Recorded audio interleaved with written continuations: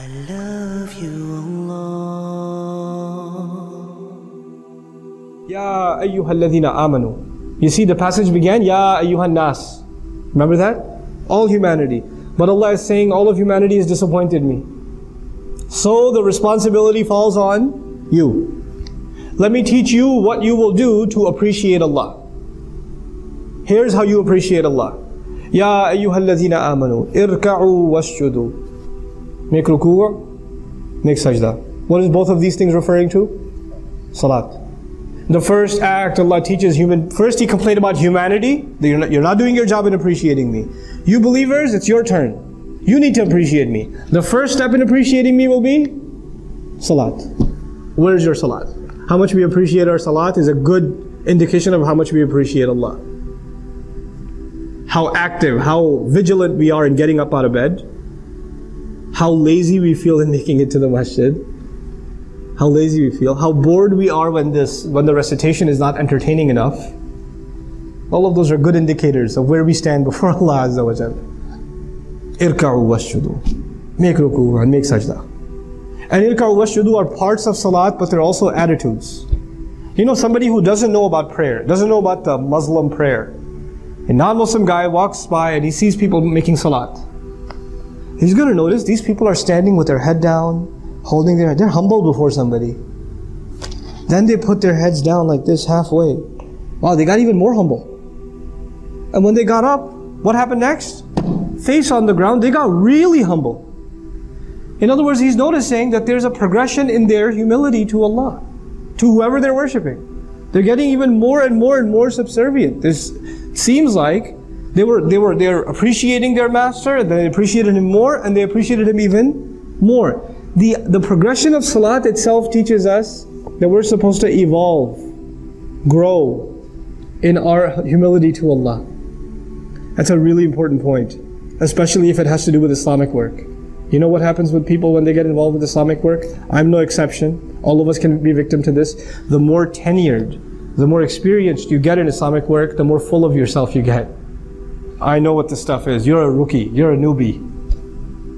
I've been a board member at the masjid for 20 years. What do these guys know? You know? I ran the MSA 2 semesters in a row. When you get experience, and you don't get more humble, you get more arrogant. Because you know, in any other job, when you have more experience, you have more credentials, you have more respect, you have more appreciation, you're worth more. Right? Allah is teaching us the exact opposite attitude. The more you grow in deen, the more humble you should get. The more humble you should get. Subhanallah. And you'll notice, it's a good check. It's a good gauge. What was Iblis's problem? Adam alayhi salam, what's on his resume? How long he's been doing so? What kind of experience he has? He gets a promotion over me. Now imagine you're a volunteer, you're helping out at the MSA at the college or at the Sunday school, you've been volunteering for 2-3 years, and they pick a new principal for the Sunday school. You even had your inauguration speech ready, and they pick this 18-year-old kid to be the principal of the Sunday school. The story of Iblis is going to repeat itself. Ana khayrun minhu? What do you mean him? I got the experience, man. I should have been the principal. That should have come to me. The story repeats itself. It's not just a story that happened a long time ago. You know?